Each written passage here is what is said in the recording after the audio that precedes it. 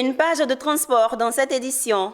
Du 8 au 10 octobre 2024 s'est tenu à Abidjan un atelier stratégique sur le plan d'action des directions de l'ARTI, Autorité de régulation du transport intérieur. L'objectif général de cet atelier est de capitaliser, structurer et partager les informations sur les plans d'action communiqués par les directions et les modalités de leur mise en œuvre sur la période de 2024-2028.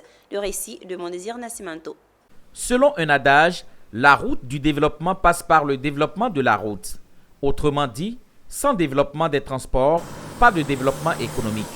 Et les autorités ivoiriennes depuis plusieurs années ont placé le transport au cœur du PND tout en prenant le soin de créer les institutions pour développer ce secteur. Au nombre de ces institutions, l'ARTI, Autorité de régulation du transport intérieur, qui est un atelier depuis le 8 octobre à Abidjan.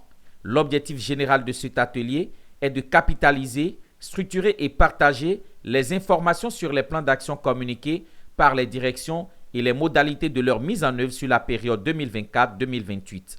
Nzia Samoa Désiré, directeur général de l'ARTI, a invité ses collaborateurs à se projeter dans l'avenir avec point fort comment challenger dans une synergie d'action les défis du transport en Côte d'Ivoire à l'horizon 2028. Par rapport à la vision du président de la République, il a souhaité que, vous savez, il y ait un plan national de développement. Et étant donné que nous sommes une structure aussi de l'État, il est important qu'on suive ce chemin.